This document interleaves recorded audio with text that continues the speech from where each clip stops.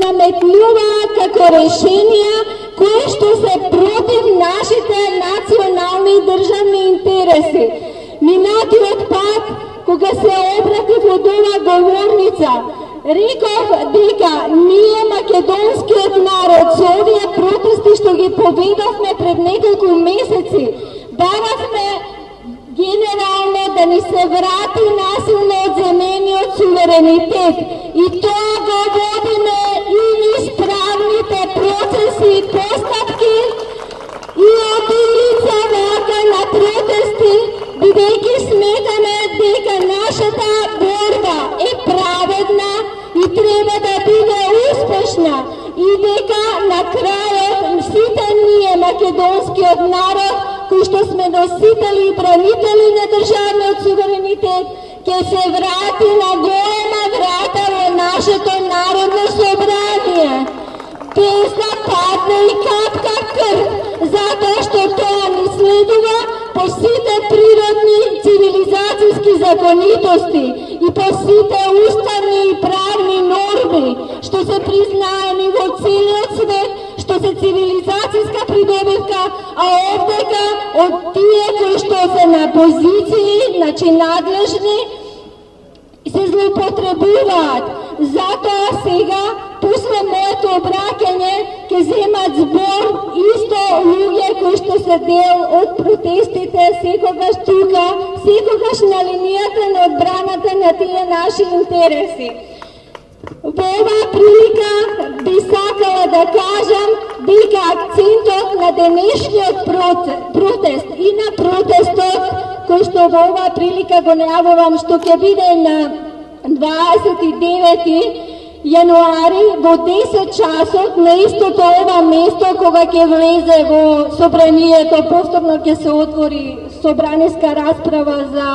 законот за во јазичност, ние го викаме, иако е друга терминологија, и тогаш ќе го ставиме акцентот на нашите обраќања на овој закон, односно на причините зошто тој не треба да биде изгласан. Меѓутоа, нели сето тоа е дел од еден процес со кој што систематски, сега и забрзано, се оди кон конечно затворање на македонското прашање, кое што некој ни го отворил без наша волја, без да не праша, и сега исто на таков начин ќе ни го затвори, со тоа за да не упокои еднаш за секогаш. Меѓутоа, ние сме овдека, нема никогаш да се предадеме, нема да признаеме никаква капитулација и никакво ништење на македонскиот народ и македонската држава. Ова не е национализам,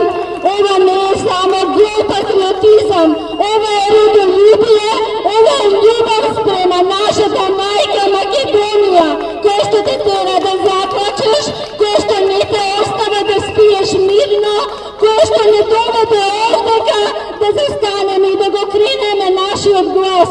Сега сакам само да напоменам,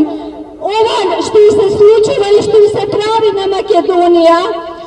е единствен, уникатен пример во светот. Обично сите што спроведуваат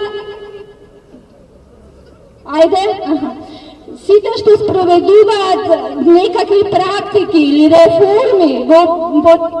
институции, во системот, обично користат веќе потврдени или проверени, докажани практики во светот. Како може нам да ни наметнуваат нешто што никаде не е спроведено, што никаде не е потврдено, дека функционира и дека ќе биде во прилог и за добро, наше добро и на македонскиот народ и на македонската држава.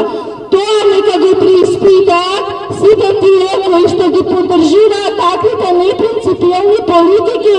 и уцени притисоци на еден народ да се самоукине. Од друга страна, кога ги гледаме сите тие дебати и анализирање на самиот закон, па дали бил противуставен, дали бил уставен и разните членови, значи, ние треба да ја прошириме сликата. Не се држиме само на таа законска регулатива, туку треба да се види позадината, зошто сето тоа се прави, зошто се става во